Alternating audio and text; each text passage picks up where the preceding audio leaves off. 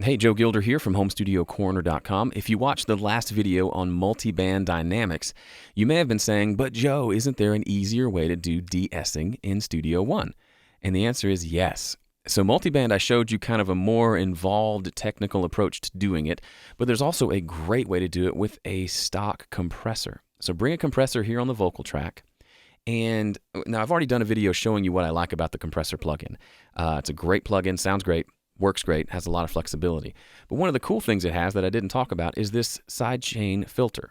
So you can set it to basically an internal sidechain filter where you just listen to the different parts of the audio. So if we want to use this as a de-esser to cut off those high frequencies, we turn on the filter and we click listen and we hit play and start rolling off low frequencies until we're only hearing the sibilant sounds.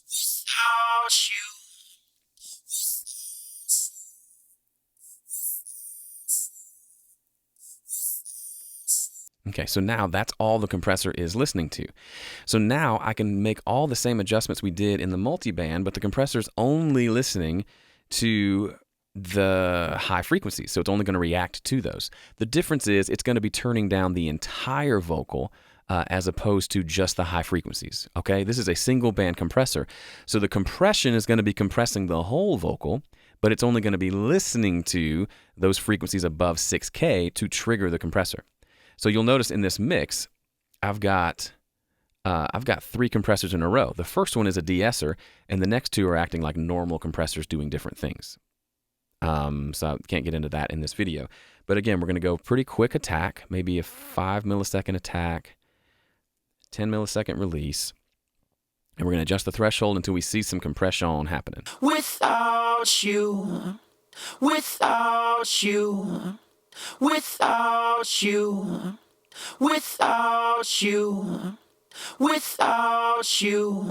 And that's it. It is listening to the high frequencies and it's compressing based on that. So listen to how the chew sounds differently. This is without compression. Without you. Ch, pretty loud. With compression. Without you. It's been turned down. That is a much more noticeable and might be a little bit over the top example. The last one I showed you in the previous video was a little subtle, but listen to how that ch is now sitting down in the mix much better. Without you, I give it all up tonight to hold you. So the T in tonight, to hold you, that was previously kind of cutting through quite a bit. Now it's being tamed nicely. Without you, I give it all up tonight to hold you. Now, if I'm not mistaken, I was mistaken in the last video, but I believe they have a De-Esser preset. There we go, De-Esser S1. So if you pull that up, it essentially does what I just showed you. Let's see what differences they had in their preset. So you can pull this in and not have to do it from scratch every time. I tend to do it from scratch because I'm stubborn. But you'll see they had 6K as the low cut. They actually rolled off the high frequencies a little bit, so it's only listening to 6 to 12K and not the really, really high stuff, which is fine. I don't know if there's much of a difference there.